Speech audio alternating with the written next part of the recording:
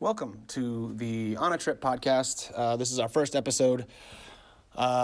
Chris and I recorded it at Hangar B Studios in San Diego, California, home of the Friar. The Spanish priest Friar, not what you make funnel cake in, like a deep fryer, not that. We recorded it here at the studio about a week after we had both gotten back from a trip to the Grand Canyon together. And we'd kind of been talking about, what are we going to do? We want to do a podcast. Everyone does fucking podcasts. Like, what would be the cool thing that we could do? And we both realized that we kind of take a lot of trips. I go to lots of places around the country and around the world, and Chris likes to go to lots of national parks, and he's a real, outdoorsy adventurer guy. So because on this particular trip to the Grand Canyon, Chris had one of his first psychedelic experiences, we figured it kind of was an all-encompassing name, calling it On a Trip. Without much further ado, this is our first episode of On a Trip. Thanks for listening, and here you go. So we want to do our first intro. No. Just me laughing and you say no. On a trip. On a trip. On a trip. On a trip. There's something about this space that you're not trying to fluff it. Yeah. That's interesting. I like it. All right. What we should talk about is our trip to the Grand Canyon. Yeah, just start off with that. Huh. Do we close this or? Sure, man. I'll, here. Dude, this is cool.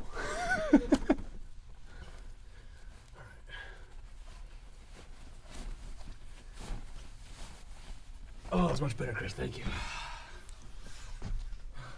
I'm just laughing because on the audio it sounds like we were doing something.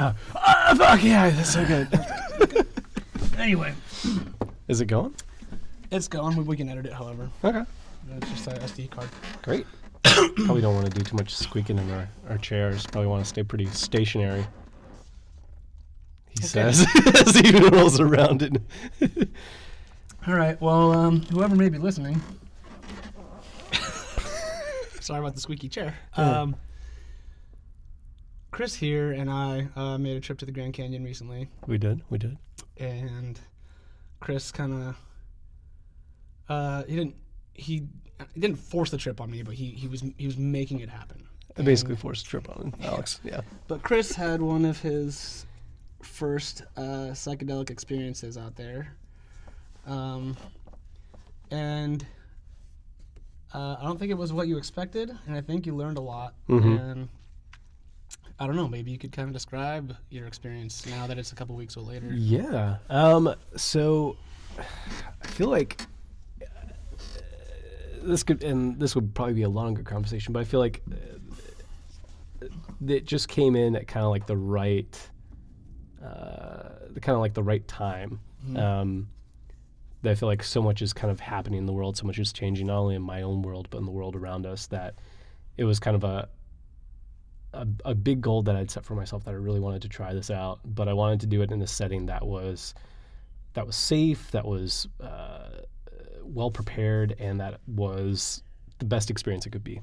And so, you were trying to control your environment. Basically, yeah, I was trying to control my environment. Yeah. But yeah, I'd watched the videos and read the blogs over the years, and people having great experiences and bad experiences.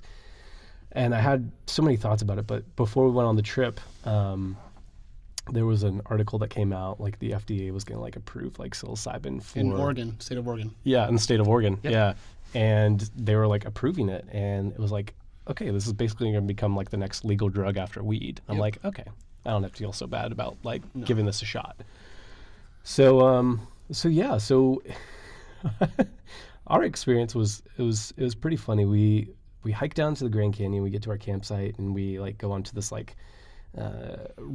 turnout on a hike out into the canyon of the Grand Canyon to like look at the Colorado. like down in like where the Colorado River is. Yeah. Yeah, it was dope. And we took our doses. We kept them small, and like walking out and like commenting on all of the plants. We're like, look at this purple cacti. Look at this weird green plant. Look at I remember at one point you like sat down on the trail. We were walking back from Plateau Point, and you sat down on the trail, and you were just like, you had your feet splayed out like a kid, and you were just like, there's just so much color here, man. And it was like this really like just like, I don't know, really like childlike quality came out of you. That's pretty present in your personality, but. Oh, thanks, man. Sure. But yeah, it's like, it was so funny because like I hadn't think the shrooms hit at that point. I was just like, look at all this. It was so beautiful. Yeah. And so we get out to this point. It's called Plateau Point. If anybody ever wants to go to that, and Yeah, you absolutely. oh my God, awesome. It's something else. Fucking dope. We got out there, and it's these like just steep drops, like cliffs that look like they're out of like the middle of Norway, like a green Colorado River, like purple canyons around. And there's nobody out there except this one dude who was by the side that we didn't know about. Yeah, he was like somewhere on the other side. He was like having a moment. Yeah. Yeah. And by this time, I guess, literally we were probably tripping because that was probably a good 30, 40 minutes out. Yeah, it was like 30 or 40 minutes after we took a really small dose. Yeah. Like we took like. It was a stem and a cap. That was it. Just a stem and a cap. Yeah. And the guy who had gave them to me is a good friend of mine, and he just he was just like, stem and a cap, bro, stem and a cap. And I was like, okay, I'm going to follow your advice, because it had been a long while since I had done any psychedelics either. And like, the last time that I tripped was like probably like 5 years prior to this. Maybe even, probably like, 4 or 5 years. And like, that was a really heavy experience. And I don't know what I expected. I didn't really put a lot of expectations on it. I just kind of remembered, and I remember I felt a lot of anxiety about taking them. It's like, fuck, man, it was so intense last time. And we took a really small amount, and it worked out in our favor, because not only was it your first time and you were able to kind of like dip your toe in it instead of just like, whoa, like a rocket ship, you were able to kind of like go like waist deep and like, oh okay, like, this is it. And like, I could do more of this. And like, I think that was a much better way to approach it. Right. Because the first time I went in to psychedelics, I was like, give me the eighth. And I ate the whole eighth, and I was like, everything is everything. And like, it turned into this like, it was like, what are my parents? Like, it would just turn, and I was young. I was like 22 or 23.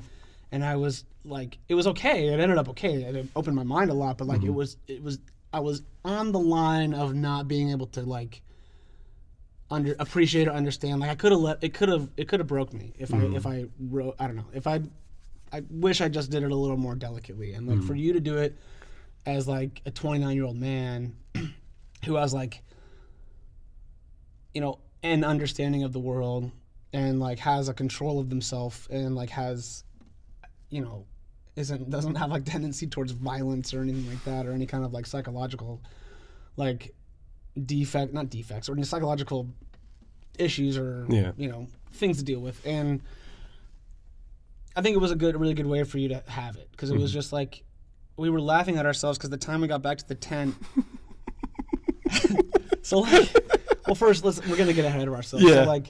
So we went out to Plateau Point. It was absolutely stunning, and it's like, it was alien. It was like an alien planet. It literally was like an alien planet. Yeah. I remember I've told all my friends that I've told the story about the Grand Canyon. I'm like, the pictures I posted, I didn't edit those. Like, it literally looked something. No, it's just painted. It was just painted so well. And like the time of day we were down there too, it was like right before dusk. Oh. It was like, no, it was before. It was like that period before sunset. It was like pre-dusk. Yeah, and like the way the light was just hitting everything, it was all purple and red, and the sky was like sky blue, but the rim of the canyon, it didn't look that far away, but we knew it was really far. But like, it was covered in snow and trees, and then the white clouds, and then like the kind of like the stormy kind of like snowy clouds coming off the top of the canyon, and then just like the yellow fucking trees. God damn, that tree was so yellow, dude. That was one of the coolest parts. Yeah, we were just like, but just all that color was so awesome. We're walking back, and I'm like, it's not really hitting me that hard, and I'm like kind of just okay with it. I'm like, yeah, we're having fun. And like, and Chris is kind of like, I don't really feel anything yet. And like, but he's like skipping. Like, there was like a moment where I was like, oh, I just want to hug the Grand Canyon and take it into my tent and cuddle with it. Yeah, you were like hugging these rocks. I was just enamored by everything. And looking at like the cacti because I was like, cacti I was hugging the cacti, like I was putting my palms against it because I was But it was like the thing. Yeah, there's like purple fucking cacti all over the red ground. Right. And like gray and blue rocks with like these green like sage-colored bushes everywhere. It was bananas.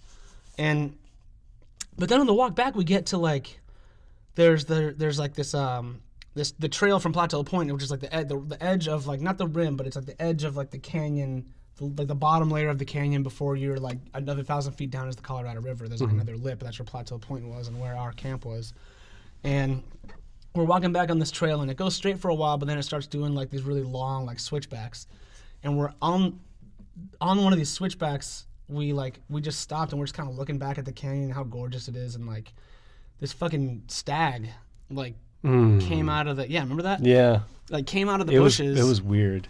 Yeah, and it was like we were so fucking white people about it, like, oh my god, look at this gift. Yeah. But it was like this stag came out of the bushes and it crossed the path. It didn't give a fuck about us, and it just walked right in front of where we were, and then Chris and I just kind of sat. And I just like lit a cigarette and we just stood there and we watched this thing eat. And it walked like right in front of us, like feet away. Mm-hmm. And then it just stopped there and it ate. And then it walked through again and it stopped and kept like grabbing little bites to eat here and there. And we didn't move. And this one couple, they got their phones out and shit and they were taking pictures. And like, what I liked is that we just kind of sat there and enjoyed it. Mm-hmm.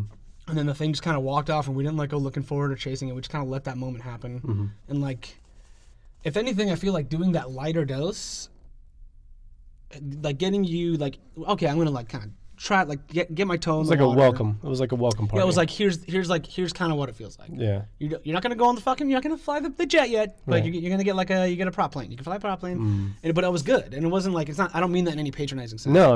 It's But, like you don't want to. There's a sacredness to it. Like I've always like held that kind of belief about it. There is. It's and like it was fucking like with your brain chemistry, man. Like you I don't. Yeah, it's like. I think there's a part of it that is on a biological level, like it messes with your chemical makeup, it messes with your brain signals, and that's all true. But I think there's like this deeper element that it brings up that is not as discussed, that like people have that kind of like mysticism around because it's not something you can concretely put in like a serotonin level or like a dopamine level. Or you like, can't, and you can't describe it in a YouTube video. You can't. You can't put it into like I think all the research that you did, like that, it almost was null and void by the time you had the experience. Right. And like they can try their best to describe it. Right. Like because like you can't have that's the thing is you can't have expectations because it's going to be something beyond. Not even beyond what you imagine, it's not going to be what you imagine. Yeah. Like your imagination can't really paint it. Yeah. And it's not like a better or worse thing, it's going to be what it is. Yeah. And I think one of the moments was when that stag did come out, it was like, this would be so weird and trippy if this were like on, and then, but like in that moment, it was also like, wait, this is weird and trippy. Like there's a stag that's walking along this hiking path and it's coming right across in front of us. Yeah. And we were laughing at jokes not seconds before, and all of a sudden we're silent. Yeah, we like joined it in its silence. And it was just like this, like it didn't feel like it was like this holy moment. It just became a holy moment. Yeah. And it was so crazy because we walked away from that moment. We went back to our campsite and we were like making dinner, and we're like, did we take enough? Do we need to do more? I don't know if it really hit us. And I was like, me being like at that point, I was like, dude, fuck it, let's just jump off the fucking edge. Yeah.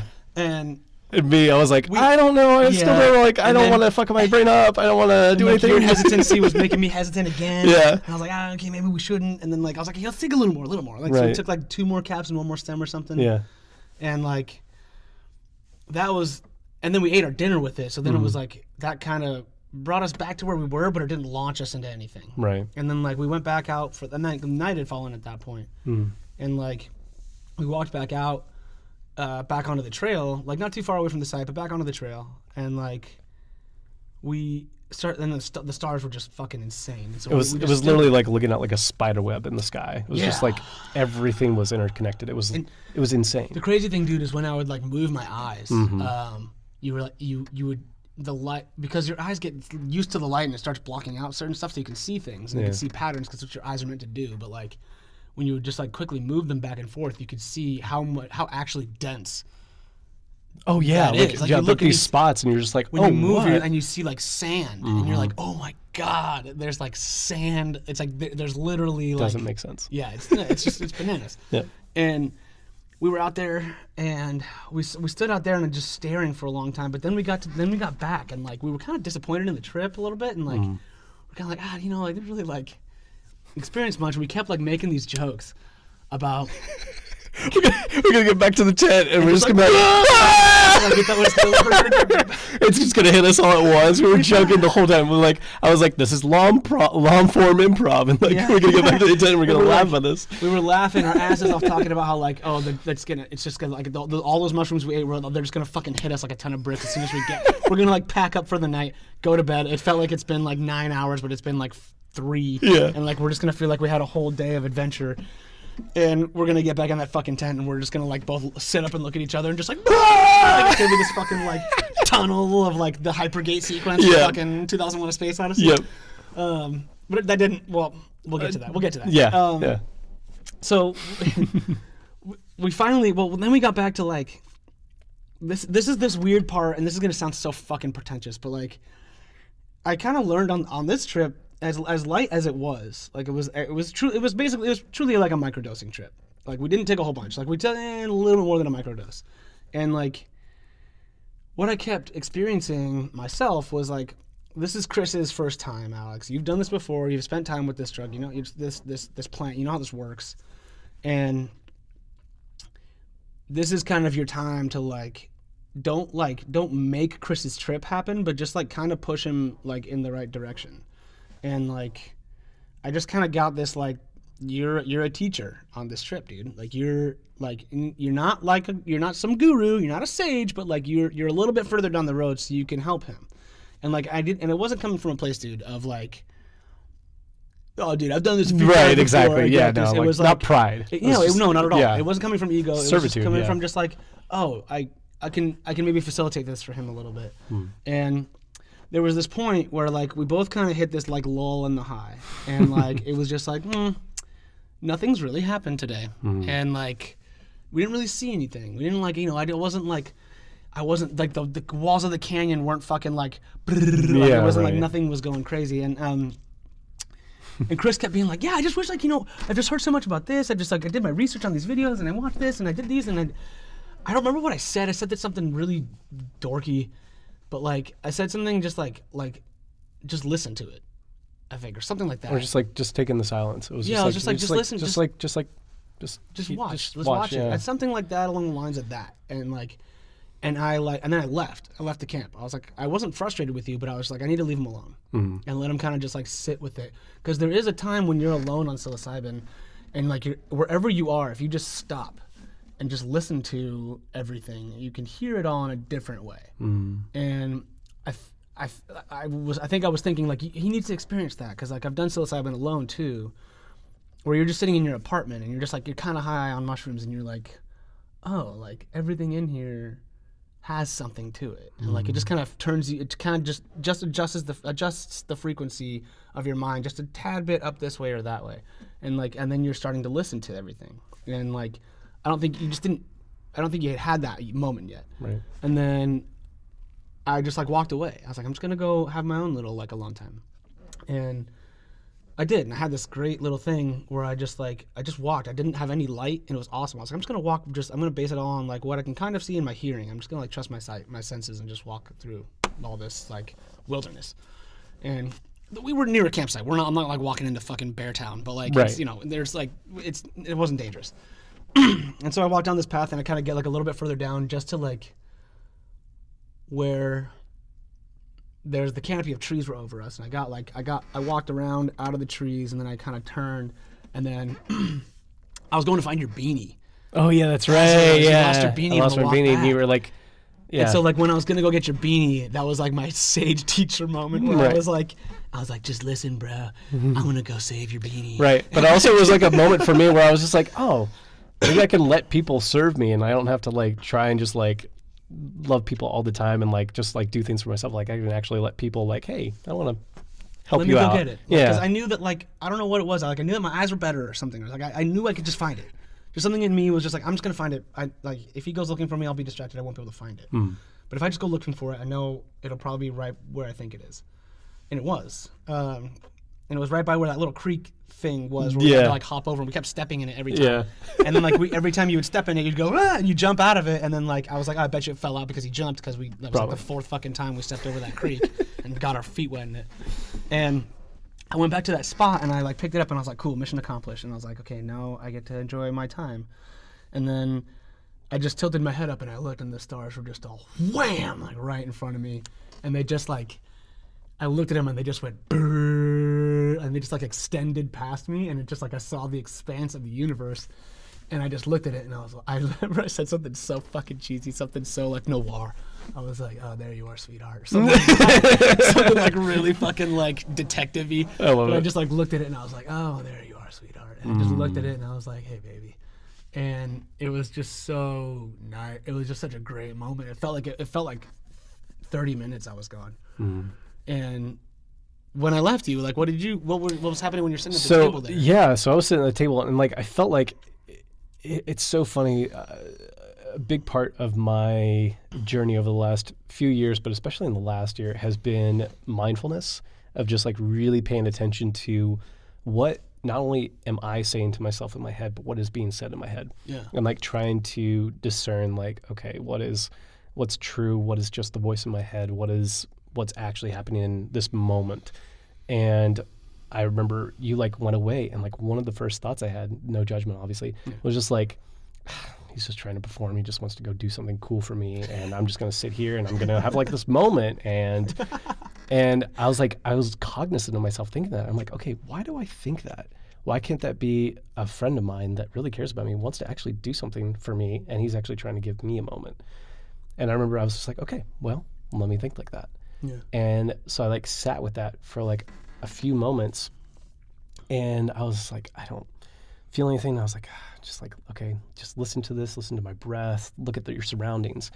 And I think it was right before you came back, I was just like, one of the things I remembered was when you're on mushrooms is that it kind of like peels the layers away, and you're just experiencing what is. Yeah. You're not trying to put on interpretations, agendas.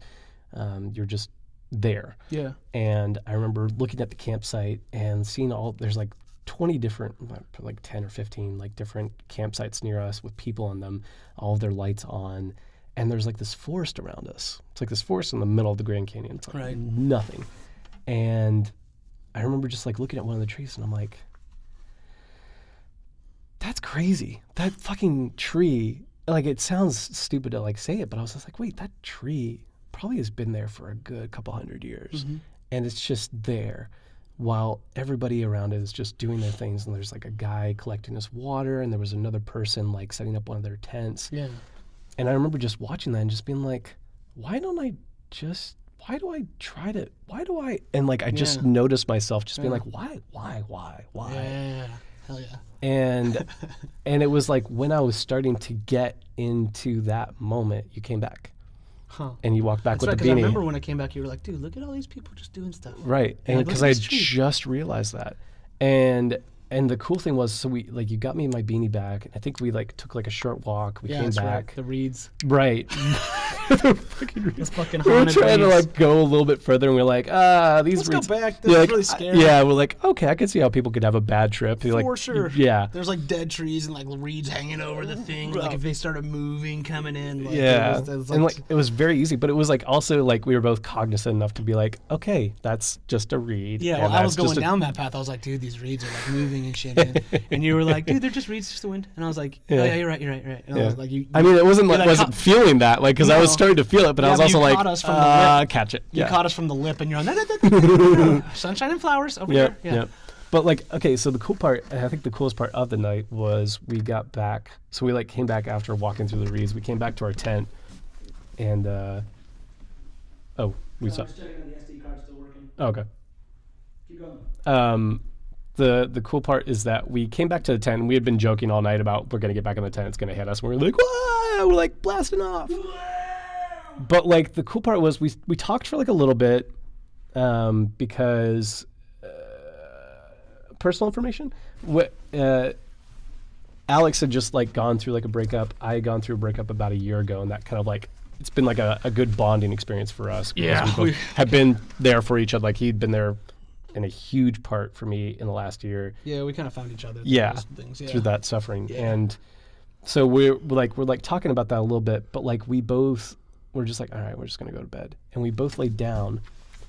And it was the weirdest thing. Dude. And it's just such a sign of something bigger is at work all the time, and I don't understand it.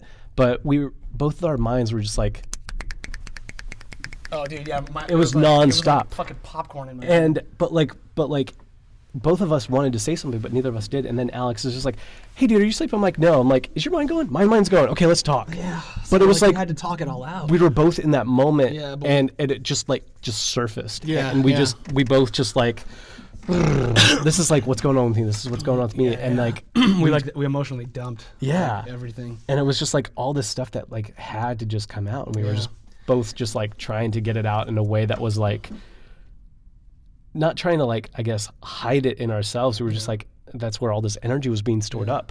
And so like we're talking it all out, and like I remember we were like talking through everything, and like one of the bigger realizations I had, I was like, dude, we were talking about so much, like maybe we need to take a little bit more. Are we tripping shrooms? Like, is it actually happening? Yeah. And it's like, we had the experience. Like, I remember, like, I was sounding kind of maniacal because I was just like, it was hitting me. It's right there. It's all right in front of you. It's all right, yeah. But, like, I was just like, it was there. Like, I think I had, like, something I said was, like, it's like God, like, painted this grand painting. Yeah. No. And, okay, like, so, well, hold on, yeah. So, to your point before, like, when we got into the tent, and we were, like, we were both really restless, and like, well, what had happened, like, because I had just gone through this breakup, and like I was still like fucking dealing with it, and like I still had like the empty hole in my chest of like, you know, where she was, and like I was just fucking dealing with it, and like I had my like my time with it, but I was like this. It was just so funny because like my mindset was like, dude, this Grand Canyon trip is gonna be so great. I'm gonna be with my buddy. I'm not gonna think about her. I'm just going to be out there. The nature's going to be so overwhelming that I will not think about her at all. The sheer beauty what a of lie. the Purple Mountain's majesty. What a lie our minds tell us. So we hike, fucking 3,000 feet down, 3 miles in or whatever the hike was, to get to the campsite. And like we're possibly in one of the more isolated places in the country. Yeah, and like literally. Like we're in a 2-person tent. It's not bigger than the size. It's probably about the size of this this booth we're in, and like the wind is just like like rattling this fucking thing around. Oh yeah. And like, but then you went to go to the bathroom, and I wasn't ready for bed yet. I was like, no, I can't go to bed yet. And I was really restless. And you went to the bathroom. You were gone for like a good minute. And like I was alone. I was having a moment in that bathroom. Like I was like, it was hitting me. Well, it was like I was getting it. Like I was downloading stuff. Like I was just like, I was in the bathroom. I was like, oh my God, I'm in like this like amazing campsite with like my friend. I'm in the middle of the Grand Canyon. I'm actually pooping in a hole. I'm pooping in a hole. Like there's this like shrouded cover around me. It's exactly. It sounds laughable, but in that moment, I was just like, wow, I'm being provided for, and I look over this shit all the time. Yeah. And we'll get more on that in a second. So like, so you're in the bathroom, and like while you're having your moment in the bathroom, I am having this moment at the campsite. So the campsites are basically just these little like overhangs with like a table and like a lockable like metal cooler for food, and that's all that's there. There's no fire pits. There's no anything. You just bring a tent, and that's like your shit. And then there's a little bathroom stalls kind of nearby, but it's a pretty basic like bare bones campsite. And I don't have any of my shit there. I just have my backpack that has like a day's change worth of clothes, some toiletries, fucking blanket, whatever, first aid kit. And it's all packed up and it's in the tent. Like I don't have anything to do. Like, and I'm going around the campsite trying to find shit to do like I do in my house. Like I'm like, oh, I gotta clean this thing. Oh, I should do these dishes. Oh, I should. That shelf on the refrigerator needs to get cleaned off. Like and I should. I'll just play some video games right now. I'll scroll through my phone right now. Like, oh, let me listen to some music and like maybe do some sit-ups or whatever. Whatever the fuck it is that I run away from that pain with. Like I didn't have there, and so I'm in this campsite and the only thing in front of me is an empty fucking table with trash on it. And so I take the trash and I put it into the cooler. I'm like, okay, good. Now the trash is in the cooler. And because I feel this onslaught of fucking anxiety coming about my ex. and it's just like, and I can feel it looming through the fucking canyon, just like, dun dun dun dun dun dun dun dun dun dun dun dun dun dun dun, and I can feel it fucking coming, and I'm like, no, I'm having a good time, I'm fine, I'm not here in the Grand Canyon. Everything's fine. I just did not want to fucking deal with the feelings. I didn't want to deal with them. You walked back over. I kept going back to the tent, dude, and I kept being like, oh, I should make our beds, and like I was finding everything to do, and I couldn't. There's nothing to do. And then the whole time I was in the bed while we were while we were laying there, both like having our time, like. I'm laying there and I'm like, fuck, I can't go to sleep with this feeling. Like the fucking feeling in my chest was like it had to be expelled. And like I was laying there and I was like, fuck, I just wish I had my laptop, or like I wish I could scroll through Reddit right now. And like I couldn't do those things. I didn't have any of that shit there. And like I just had to face it. And I was like, fuck, man, I don't want to face it. And I realized how much I just like how much I put in front of my shit that I don't want to deal with.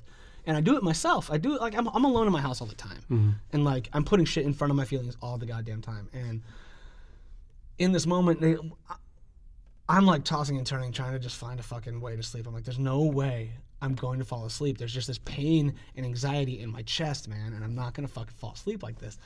And then I heard you rustle, and I was all, bro, you awake? Yeah. I was like, and you're all, yeah, I can't sleep. I was like, dude, okay, let's talk. Yeah, I got a bunch of shit to dump on you Yeah. right now. And so like finally, I didn't want to go there, but I was like, fuck, all right, I'm just going to dump. And I took my pants off, and I took a giant shit on the sleeping bag. Wait, what? Oh. It's like, I don't remember that happening.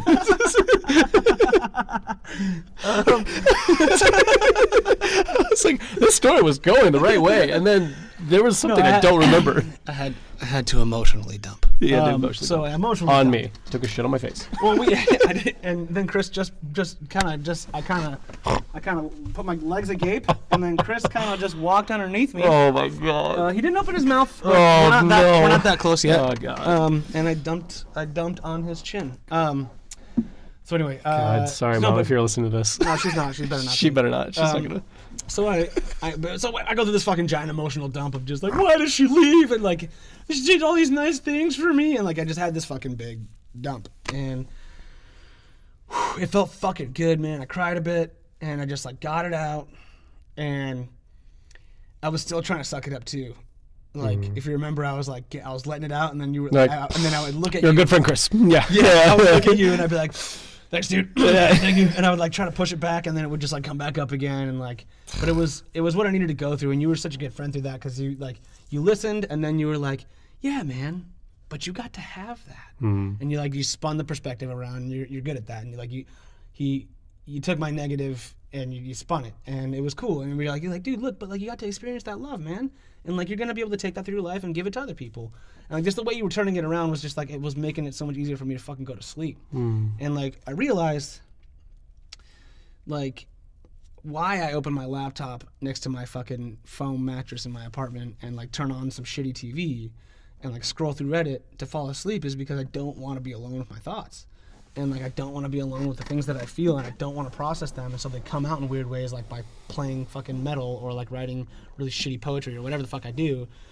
Like that's how I expel them, because I won't just allow myself to feel them. And you kind of shifted my perspective on that, which was nice, and it centered me a little bit in that moment. And that was like why that when we started talking and like having that, and then you were having all these cool discoveries about your trip, like because you were looking at it, you were still tripping because the second batch of mushrooms you took were hitting you, but like I don't know if you were visually tripping or not, but like you were in this like really talkative and just had to get out manic kind of state where you were just like, you weren't like maniacal, but like you were like in this like really like uppity energy state, and you like had all these thoughts that you had to get out and all these things you were trying to articulate, and I had to let you just like run, because like you were learning things as you were talking about them, and like you were like, and then we started laughing our asses off because we were talking about like earlier in the trip, we were like, yeah, I'm not really seeing a whole lot of color. Like, where's all that, like, and then we're laughing at ourselves because we're like, motherfucker, there's like, what shade of purple did you want us to add to the fucking side of the Grand Goddamn Canyon? There's purple fucking cacti with like sage green bushes and fucking red mountains and blue sky and snow and trees and sand and orange, and there's fucking deer walking through with gray like on, and they have horn, like it was every fucking color, and like and then the trees we were sleeping under were these giant yellow there's this whole grove of yellow trees. Like it was literally every possible color and every shade you could think of. And we're like, it doesn't feel like it just doesn't seem like did we trip? You know, like usually when I'm in a city, it's like more colorful. Like it was just like so stupid.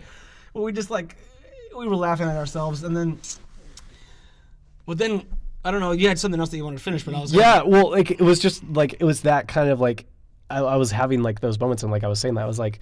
Because you were just like, I don't know if I didn't feel anything. I was like, it was like God was just basically like painting us this grand masterpiece of a painting. It's like, how many more brush strokes do you need in this?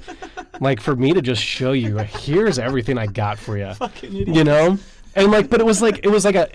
It wasn't like a shitting on us. It was just like profound. You laughed because you're just like, God, you're like, I'm being so ridiculous. I get it. Yeah, and like that was the big thing for me is like I was going off about all this stuff, but I was just like the thing that kept popping over and over for me was like, I get it. It's right here. It's all right here. It's all right here. And like I was like commenting. I was like, dude, we're here in the middle of the Grand Canyon. We're in this tent that's keeping us warm. We have this lantern that's right here that's giving us light. We have these sleeping bags that are keeping us warm. We're talking out loud. We're able to use language to communicate.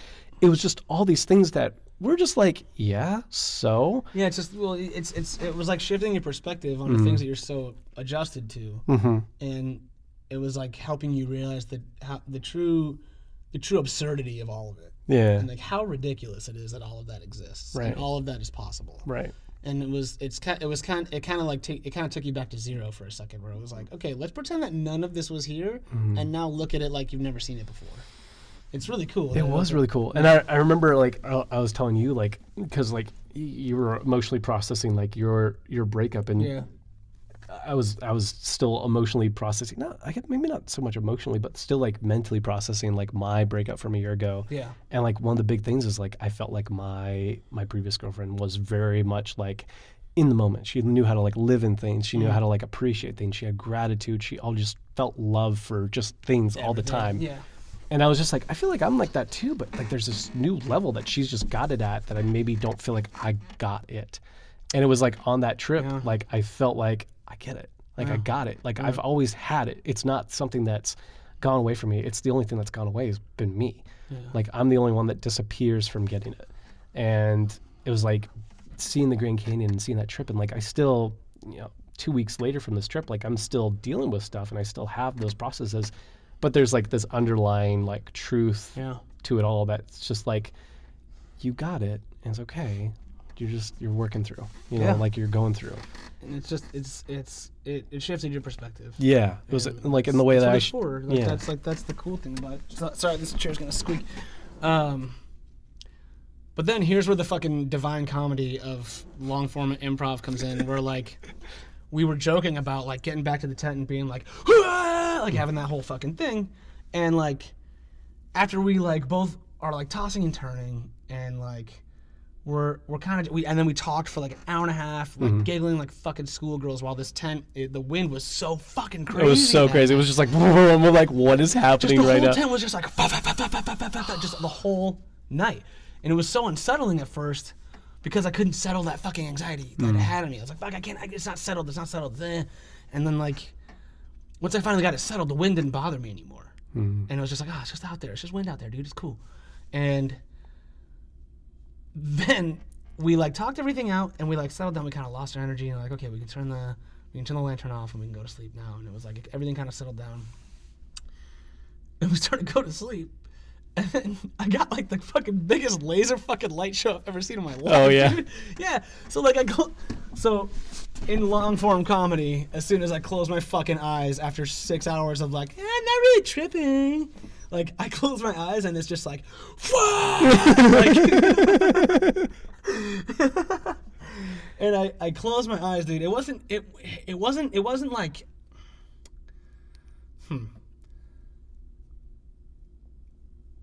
how I've described it to the other people that have done psychedelics, like when I went back to like my bandmates and I was like, hey dude, like here's my trip bus. I'm like, yeah man, check this out. It was this like size of a pinhole. Like if I was looking through the peephole of a door. My eyes were closed, but I was looking at this like focal point in the center. I can see it right now. It's this little tiny pink dot. And like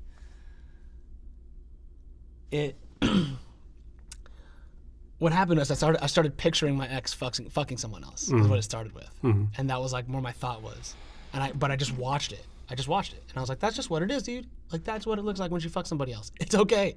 Like she's gonna fuck other people, dude. Like get the fuck over it. That's what it looks like. It's probably not even that good. Whatever it is, whatever rational things I came up with. Like I just watched it and I was like, oh yeah, that's what people fucking looks like. Like, why did I care so much? Like, why was I so insecure about that? So jealous about that. And it was so weird because, like, when you were having that, like, you didn't talk about it until the next morning, but I was going through the exact same thing. Like, I was imagining my ex, because, like, that was, like, one of the hardest things. Saddest thing. There was 30-year-old dude. 30-year-olds, like, thinking about, like, their exes fucking, like, yeah. But it was, like, it was so funny because, like, you had that perspective, but, like, also mine, like the last year I had like basically the equivalent of like emotional PTSD where I was like having panic attacks and like having to like, I remember there was a therapy session I had where I was talking it out and like afterwards I like left the facility and passed out in my car for like 30 minutes because of the panic attack so bad because I was visualizing her just doing all this and it just was so overwhelming I had to pass out. Fuck. And that was like that for the better part of a year and I've never experienced that. Christ. Yeah. And so it was like you were going through that and I was mentally thinking the same exact thing. I was imagining my previous girlfriend.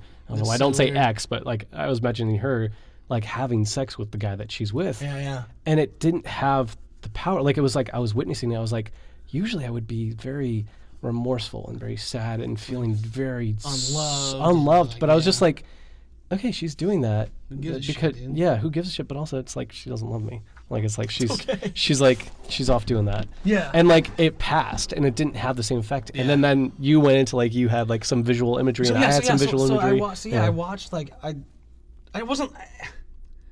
It was like a dream. Like I wasn't watching her fucking. It was like I was watching a representation of her. Right. You know? It was like a very vague. It was like smoke and mirrors kind of thing. Yeah, but it was her. You know, and I'm watching my ex bang like people, bang some. I didn't even know who it was. Just bang a random person. Right. And it wasn't even I could see anything clearly. It was just kind of the idea of it. But then it just exploded into this like. It was like a conveyor belt. No, not a conveyor belt. It was like a shape shifting session. Like I was looking through this little peephole in my mind and. It went from like that to like a whole bunch of other people starting to have sex. And then it moved on to like just penises. And then it moved on to just like skulls. And then it moved on to like, here's a giant geometric shape that expands on into infinity. And then it would close. And then it would turn into like a giant sphere. And then it would change into like a spray paint can. And then it would go into like a mug. And then it would change into like a fucking television. And like, I had none of that. Mine was my ex having sex with somebody. And then I saw some dancing caricatures that I couldn't make out. And then I fell asleep. It was literally what was happening was like my mind was cycling through like every inanimate like object I had ever seen, as well as just like random geometric shapes, and they were all different shapes and colors and like it would turn into like a snake that would be wrapping around like this thing and then it would explode into like a giant thing and then it would just like as soon as I understood what the object was, it changed into the next object. And it wasn't, but it was like, it was so fast. It was like, like,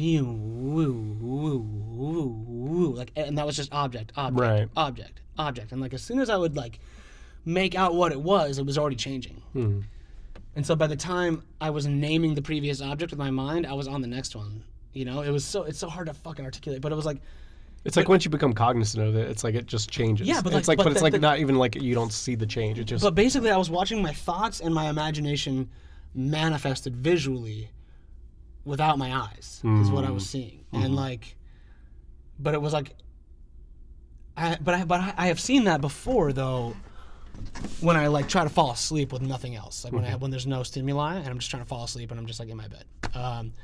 I'll start thinking and I'll be like going through those like cycles and I think it's like my ADD literally jumps from thing to thing to thing to thing like at that pace. And so it's kind of like I'm watching a manifestation of my thoughts in front of me, just like whoom, whoom, whoom, whoom. And dude, I'll tell you, like just man to man, like that's how like fast the thoughts go through my head. And like, but it's like entire songs and it's just like whoom, whoom, whoom, whoom, and it's just constant. And like that's like where it's just forever going. And like, but because of the mushrooms, because of the psilocybin, I'm sitting and I'm watching them just manifest themselves. Yeah.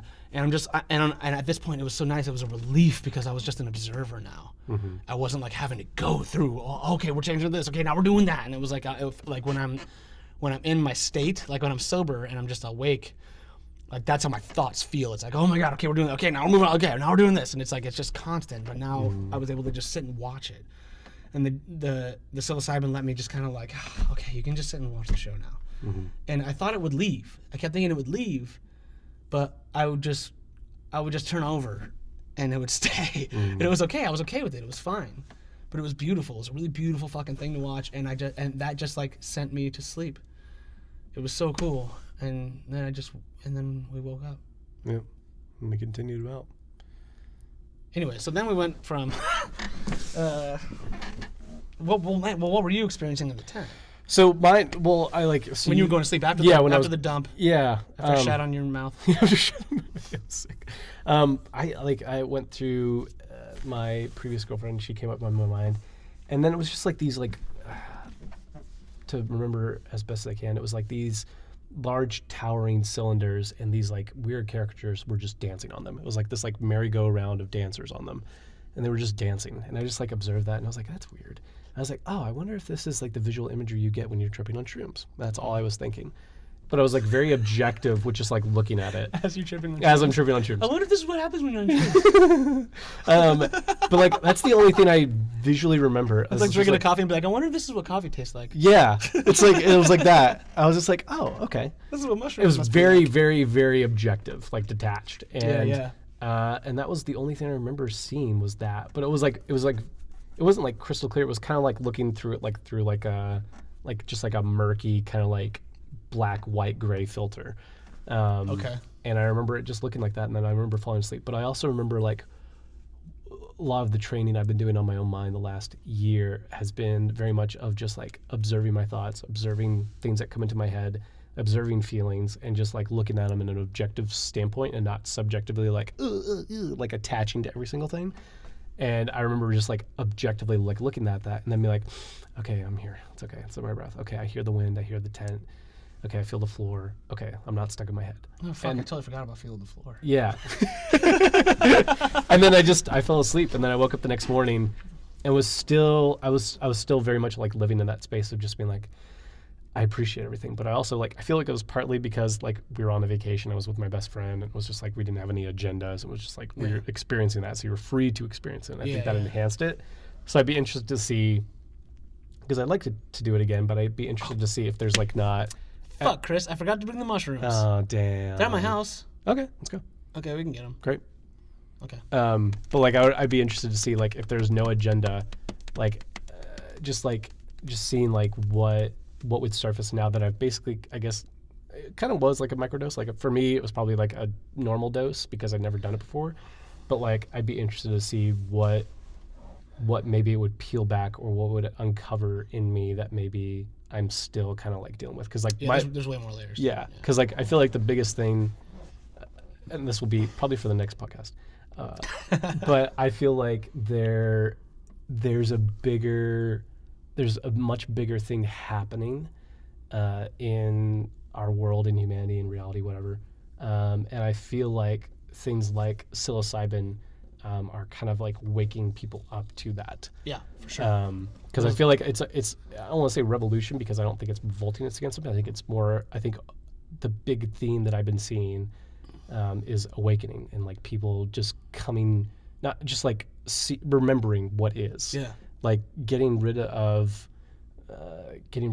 just labels, getting rid of agendas, getting rid of things that are just getting in the way of how we are supposed to be collectively. And I think psilocybin is like a big thing because it brings you back to that state. It gets rid of stuff that's in the way, it gets rid of things that are holding you back, and it heals things, which, you know, healing in a lot of ways can be hard. Yeah. But I think ultimately it's one of those things that is bringing us back to who we are.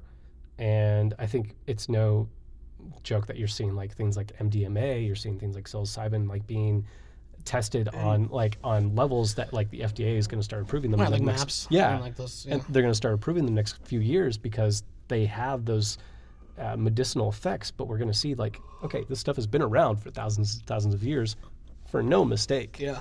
And I think it's going to bring us to just like this new, not a new level, but like a new level that we haven't experienced in a long time. Well, there's a lot of things like there. Wow, thank you, Alex. No, there's a lot of There's a lot of things. That's the end of our podcast. Thank you so much. I'm Alex Appreciate it. Savion. That's Christopher Sabo. I don't know why the fuck you listen to this. No, there's a lot of things like that though.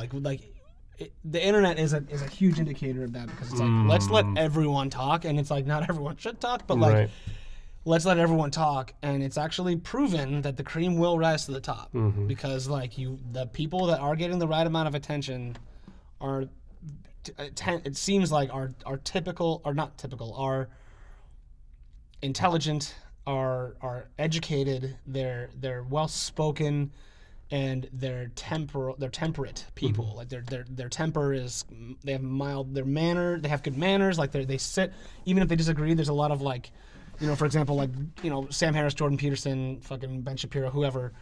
They're sitting on a stage together, and however much they disagree, they're all standing there talking to each other, and there's someone else who's all equally intelligent, fucking moderating the thing, and all of those shows are fucking sold out, dude. Like, and it's like, and there's a fleet of people that are like humans that are out there listening. They're hungry enough to like get to like I can get smarter on my own. I can do it on my own. And so if a large percentage of society is doing that, it's like that's, and they're seeking to expand their consciousness and they're seeking to expand their intelligence.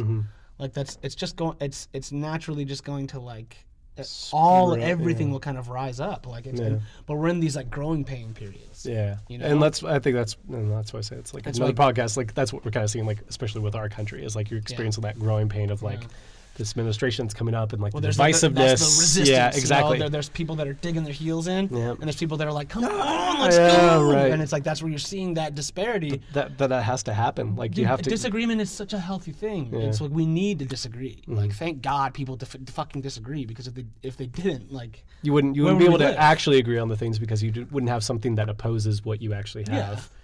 Like I can't know. It's like the whole thing, like you can't know what love is without knowing what hate is. You can't know what joy is without sadness, So anyway.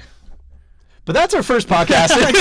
There's more to come. No. So I was gonna go to Page, Arizona too, and we drove to the Antelope Canyon too. I want to talk about that. So So then that was our night. That was our night in the Grand Canyon. We drove out 8 hours. We slept in the parking lot of the fucking South Rim entrance, and it was dumping snow.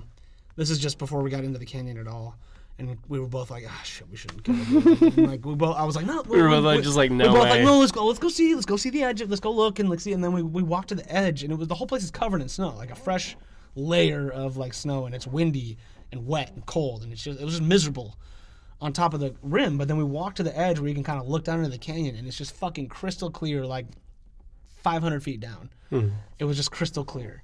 And we're like, oh shit! So we went inside and talked to the lady, and she was like, "No, it's like 60 degrees down there. You should totally go down there." And we're like, "Oh, okay, great, thank you." So yeah, we hiked down, and it was kind of cool because we walked through like the seasons. It was like Narnia. Like we went through like the snow on top, and then like we hiked through that for a while. And there was like donkeys coming through, and then it evolved into like mud and kind of rainier, and then it evolved into like dry like desert. And it was this really cool like layer cake of weather and seasons that we kind of like went through. It was dope. That was pretty sweet. But then we left, and so like. And my knee was acting all funny. Oh yeah, my calves were like tight, and his knee was like bummed. We're like, man, we exercised regularly, we packed well, we made sure we were prepared for this trip, and we still came out like, this hurts. Well, because you're I'm not used to fucking hiking. It's so different. And I am. And like but like you're walking on rocks where you're just like rolling your fucking ankles every step, and like there's like logs, and like finally we're walking back up, and like my knee was fucking blown out from the hike down because I'm just fucking out of shape, and like. It was the outside of my knee tendon, whatever that is, NCL or ACL, I'm not sure. But like that one was just like screaming at me when I was sleeping, and it was so much pain. But then I just took a Tylenol. We walked back up the mountain, or the canyon, and when we got to the top, we like kind of reassessed. We went to the bathroom, and then we had to drive another like 4 hours to Page, Arizona. And it was already getting late, and we went and got pizza at that place, and I gave my number to that really pretty girl. Right. And yeah, because he was just like, I'm gonna give that girl my number. And I'm like, and he didn't do it, and we like drove away. And he's like, all right, you turn. And he like went back and gave her a number. It was gonna bother me if I didn't. Yeah. And it was like, and I wanted to take that step after having that shit night of like thinking about like my ex. Like maybe that's the difference between you and I. Is you're way more proactive than me. I'm just more like, I'm just gonna sit with my emotions, and they're gonna stay with me. I just run. I run, dude. I'm like, I felt it. Sometimes that's good. Like it's like you don't sit in it for too long. You're just like, okay, I sat in it. I got what I needed out of it. Now I'm gonna move forward. You're not just like I'm gonna sit I felt and the walk. sadness. Yeah, I felt it. Like I don't need to feel that anymore. Right. I mourn the loss of like the relationship and the work we did and the thing that we built. And the best thing I can relate it to is like building a house with someone. When you join in a relationship with someone, like a romantic relationship, you're building a house. And like the bummer was like our relationship, we had just gotten the framing done on the first floor, you know? And it was like, this is gonna be a dope house. I was like getting really excited about like where this house was gonna go. And then like I'm like in the basement working on something like some plumbing or whatever, and then I come back up and she's gone. And I was like, oh, are we? Oh, where'd you go? And I call her and she's like, no, I'm doing this over here. And I was like, oh, okay. And it just that's kind of where it went. And then I kept working on the house. I was like, no, she'll come back. I'll keep working on the house. Like, no, this wall still needs to get framed. And I'm like, oh man, this will be great. This will be the nursery over here. This will be my study over here. And I'm gonna have the garage, I can build my shit in here. And I'm making all these plans, and she's not there. And it's like, bro, she's not helping you. Like, she's no longer with you in this. Right. And I feel like you got over that quickly, whereas me, I like worked the last year. I'm like, okay, maybe if I work on myself, I'll work on my little room. My room will look perfect, and then we can like build a house around that. Well, she would like the floor state. She would like, this. she would like this. See how maniacal that can be. Is like, dude, tell me about it. Well, I know, like literally, like, dude, she's not in the house. She's not helping you build the house anymore. Right. So it's like, like your partner isn't helping you build it anymore. So it's like, why are you continuing to work on something? Why are you putting that energy into something? Yeah. Right. So it's like, all right, I guess I gotta burn it down. Burn that bitch to the ground. No, I took some photos and then I burned it down. Yeah, it's like, all right, it's over. And put like, those on my Instagram. I let the trucks come in and take away the house, the parts, and but the things that I liked about that house, I'll keep, and I'll put them. I'll keep those when I build my next house. Right. And like when I go into moving my next house, I'll keep the things that I learned from building that house, and I'll go into that one. That's good. But anyway, we got to the top and we ate pizza, and in order to take a step in not feeling so lonely, I saw this really beautiful girl sitting at this table. It turns out she was from Florida, and she's also just was kind of lame, and I don't know. Yeah. But I just had to take the step. She was just beautiful, and we were driving away, and then I don't know. What did I say? I was like, I should have gave that girl my number. Yeah, you're like, I should have done it. I'm like, well, you can still do it. And you're like, all right. And then you like pulled a Yui and like went back, and I was like, damn, he's really just going. And then I just pulled up. No bars, parked just super illegal, and just like pulled up behind their car all creepy. Right. And then I walked. The up like to doors the car. were closing, and I was like, oh, he's still going. And they were leaving. They were fucking leaving. Like the car was in reverse, and I walked up and I was like, I was all, excuse me. and I did it on the dude's window too. The dude was like, can I help you? And I was like, I just wanted to talk to the girl, the black beanie and the green jacket. And he's like, why? And I was like, I just wanted to give her my number. And he's like, I'll give it to her for you. And I was like, all right, no problem. And I just like filled it out, and I was just like, yeah, take it or leave it. And then I left. And she texted me later. Yeah, she did. It like not too, lame. yeah, but it was still like the motive of taking that action. Yeah. Anyway, then we've got, I don't know if you want to talk about Paige. Like we drove like. Yeah, I feel like the rest of the trip was not interesting. No, dude, that dirt fucking road. Yeah, that's right. A GPS sent us on a dirt fucking road. We learned about Alex's road rage that he has secretly just stored up inside himself. I kept it pretty tame. He doesn't. There's two pet peeves I learned about Alex on this trip. He doesn't like people that don't turn off their bright lights in front of him.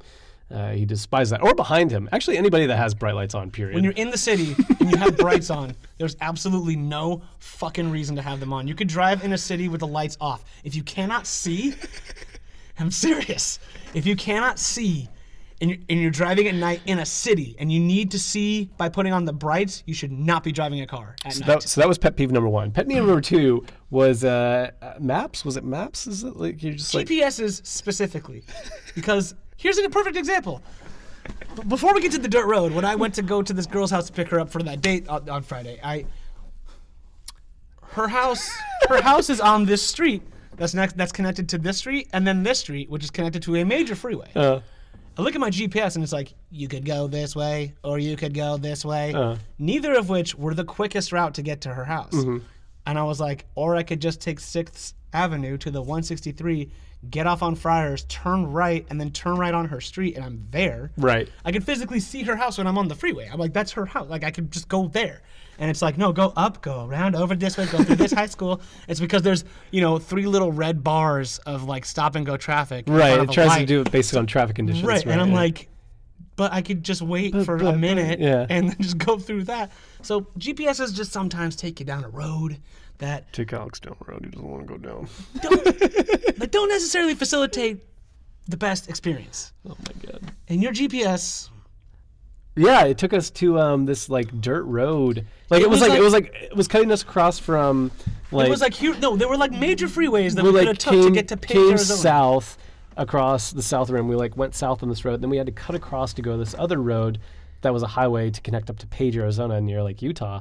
And it took us down it was weird. I've never had this happen to me before. It took us down this like literal dirt road. Well, no, yeah. Here's the thing. Like, It was a dirt road. Well, it was like we were on like a major highway. It's like, okay, we're on the fucking 10. Okay, Right. we'll take the 10 to the whatever north, and we'll go to Page. Like, Right. That's how roads work. Is like you take major roads and they get you there. But this thing's like, don't worry, there's traffic there. I'll take you this way. down the dirt path. Yeah, and then so we get on this one. He's like, yeah, turn left here. I'm like, okay. And it's like a 2-lane highway. And then I'm like, okay. And then we're getting like down like this like the little and then we're on like a little surface street for like a winding long time. And then we get up to this part and it's like turn left here. And I look left and there's like service trucks. And then there's just like a gate.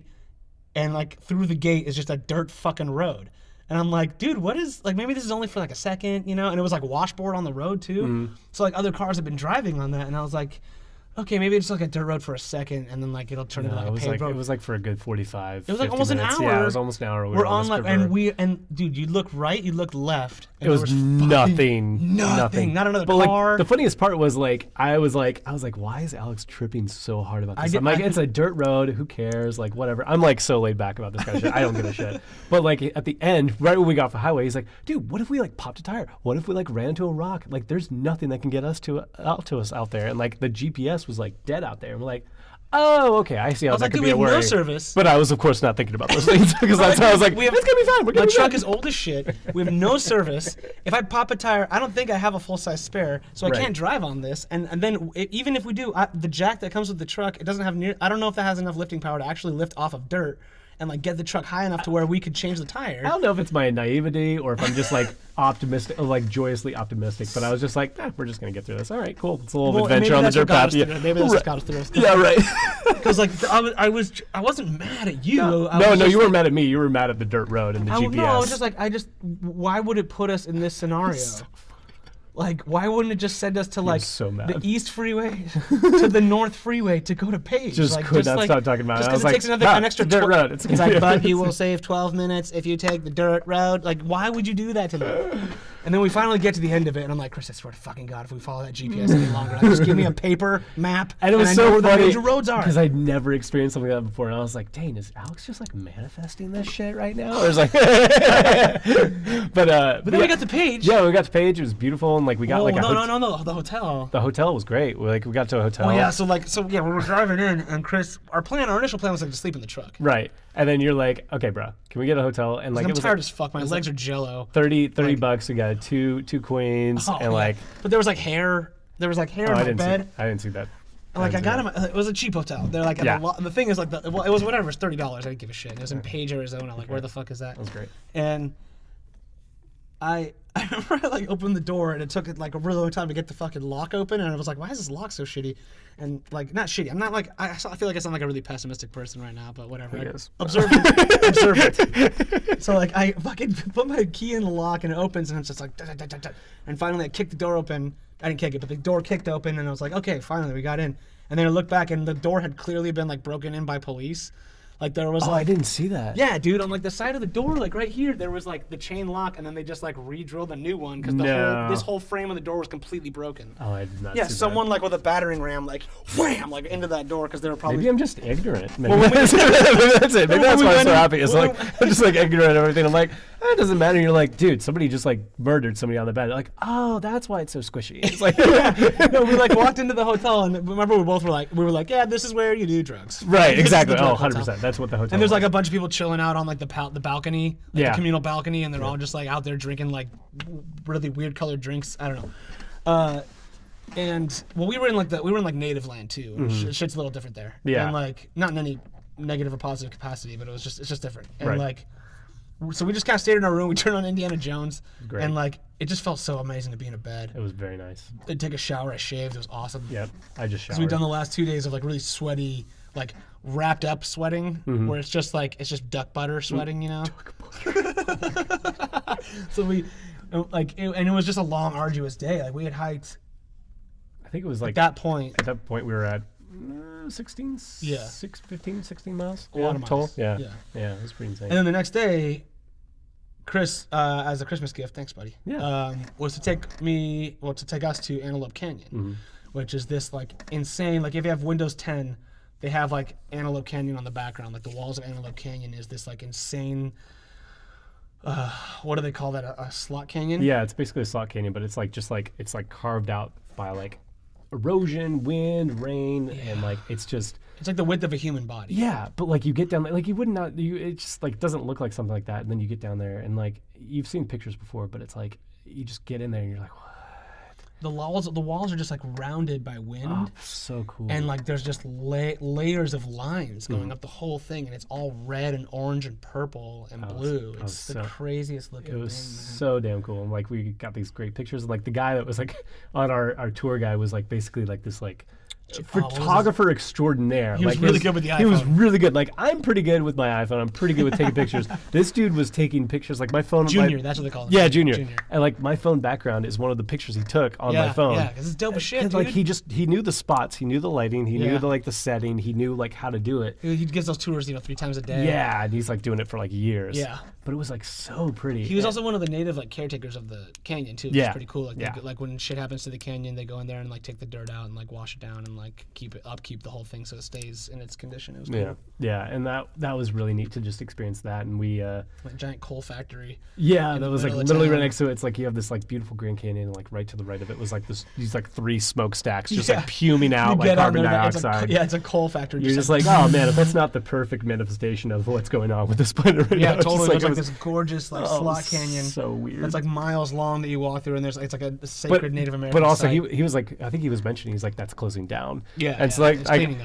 there's hope. Yeah, I was like 5 years ago I would have gotten furious about something like that, but I was just like, okay, that's like a dying thing, and like literally the guy was like on the tree, he's like, oh yeah, that's he's literally like, I used dying. to work there. Yeah, and he's like, yeah, and there's no jobs there left anymore. Right, and I was like, down. Great, fantastic. And then we went to Horseshoe Bend. Horseshoe Bend, which was hilarious when we were walking down the slope like that. It's the slightest. It's like uphill a little bit, and then it goes downhill slightly. Like 2% incline.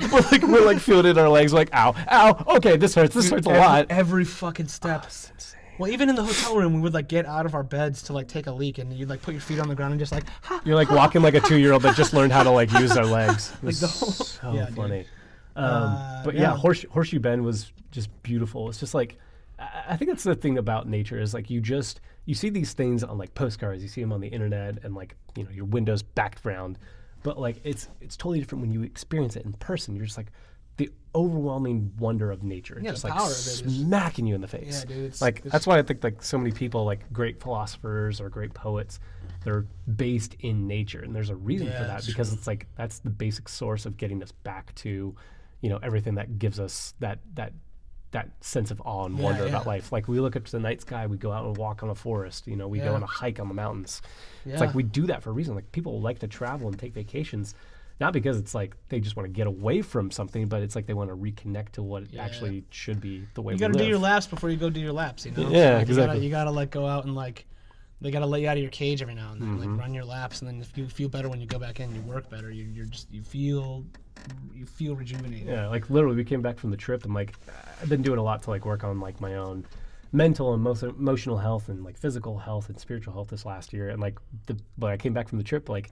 Aleks in the hotel was like doing like 5 sets of 5 of like push-ups and crunches and sit-ups, and I'm like, what are you doing? I'm like watching Indiana Jones eating gummy worms, and he's like doing the shit, and I'm like, I work out, but like he was doing that. I was like, damn, he's just like not stopping. He's just like, okay, I'm here. I'm gonna just do this. He did it within like 15 minutes. He did like 100 of each. Dude, well, it's easy, dude. Yeah. It's not easy. Like it was hard to get there, but like right. But like it's like okay, once you do it, you're doing it, and like so I got within one commercial break. Yeah, and like I got it all done. I got back from the trip, and like I usually run every morning, but I was like, okay, I'm gonna try 3 sets of 5 3 times of push-ups, sit-ups, and crunches. Dude. Before I did that. And I did it with ease. And I did that every day for that first week when I came back. And I did my run.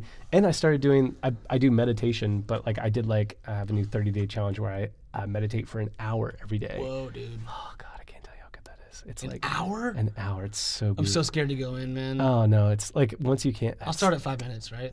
Yeah, you start, you don't start with an hour. Like you go 5, 10, 30, 20 for a while. And then like, But I just like an hour, it's like your mind still goes, but like I remember reading this thing about the challenge, and it's like, don't try and put agendas on it. Don't try and put expectations on it. Don't even try to control breathing, it. right? Just don't even focus on your breathing. Just let whatever comes up come up for the next hour. Dope. And so I just sit with that, and it was like for the first 20 minutes, just like mind.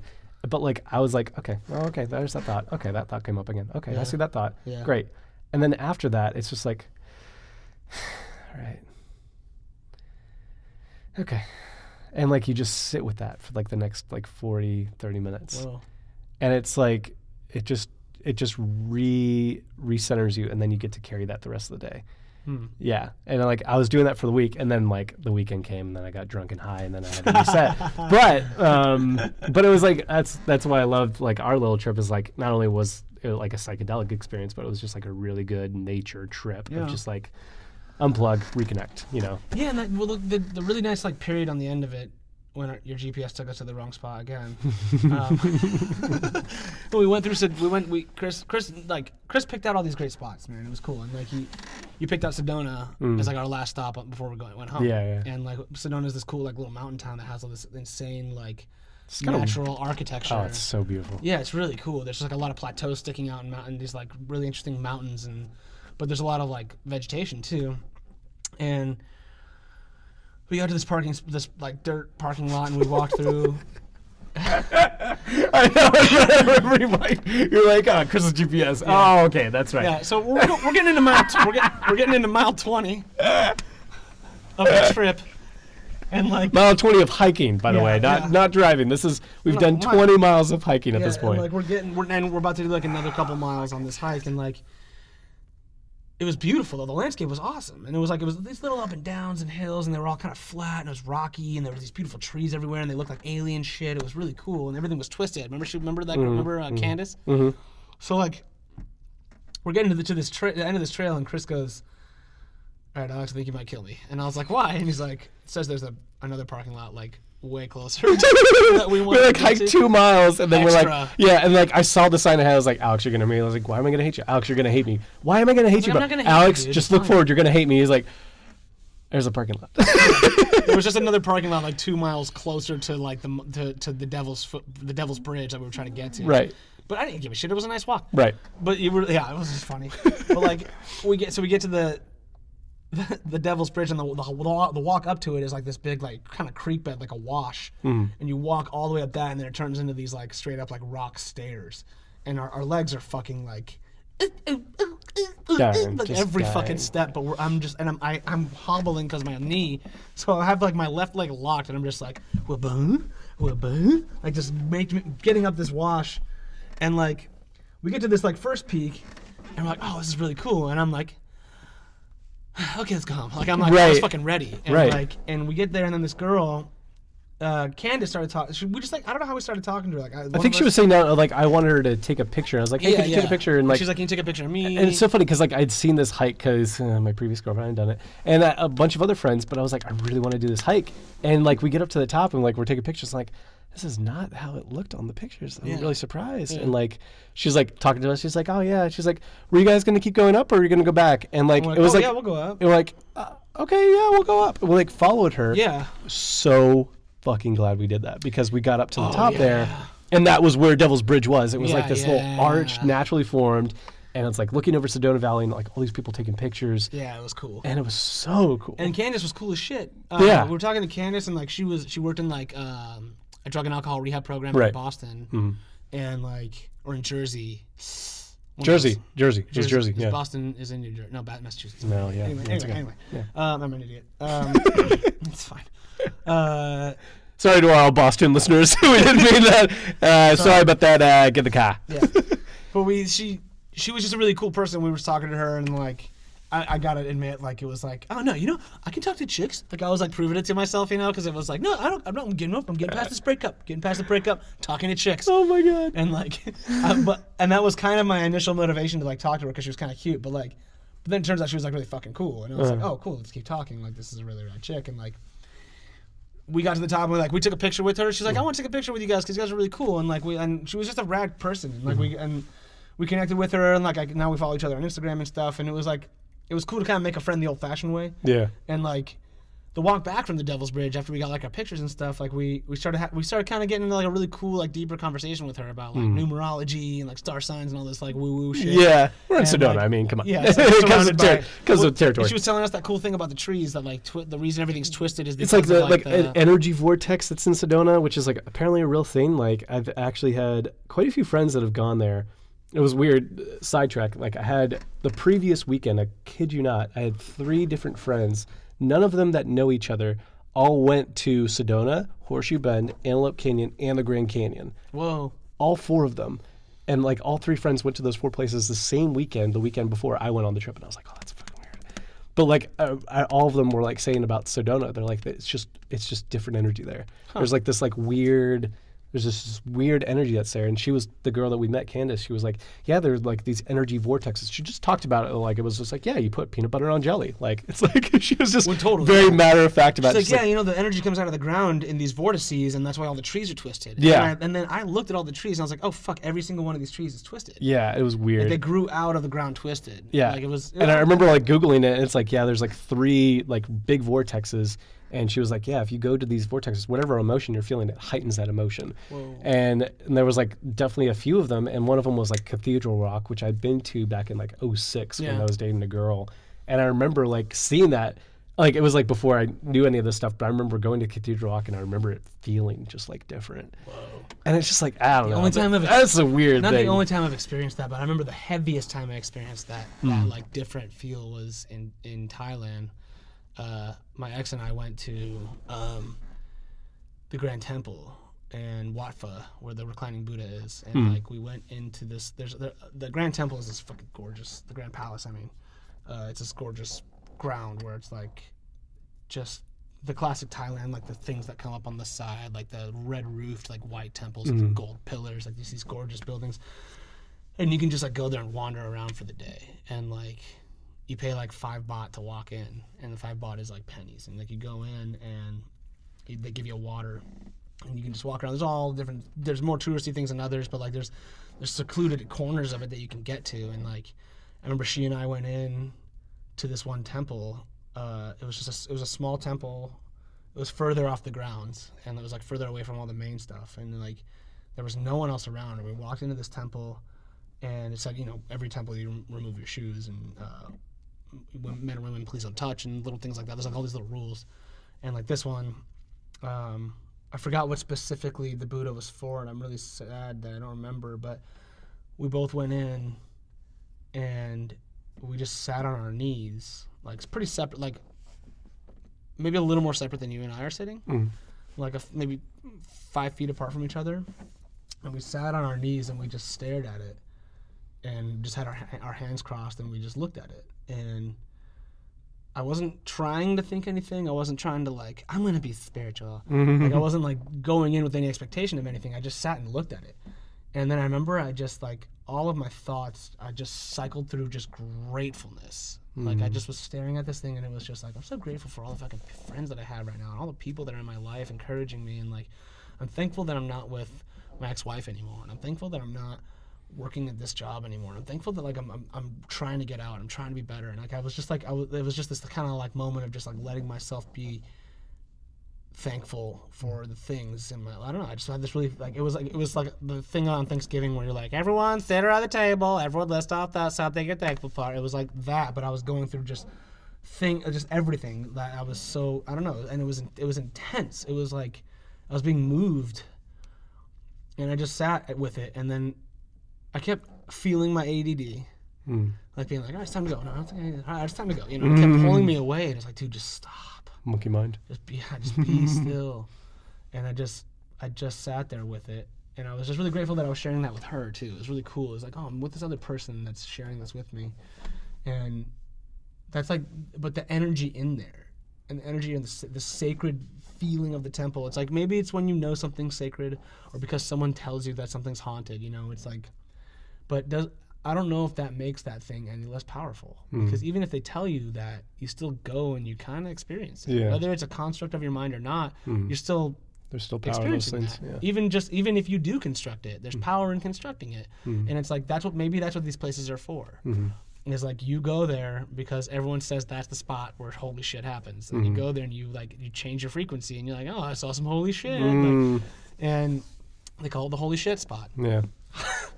Literally. But that's after Sedona, we said bye to Candace and she walked to her car and then we went to our car and we drove straight through the night back here, back to San Diego. Back to San Diego. Yeah. That was our trip, man. Yeah. A lot of farting. A lot of farting. God just damn. so much. Like open windows the whole time, basically. No, I didn't. No, completely enclosed. Completely enclosed. I choked. My eyes were just watering the whole time. It was like, Mine were watering. That was just because I was crying because of the farts. but the air conditioner was kind of like one of those fireplace like fans. Like it was just like right. like with all the just the food ghosts just flying out of the AC. And I kept it on the recycle setting too. Right. So it was like just like circumventing all the the B fart. vitamins of the methane gas. It's good for your skin.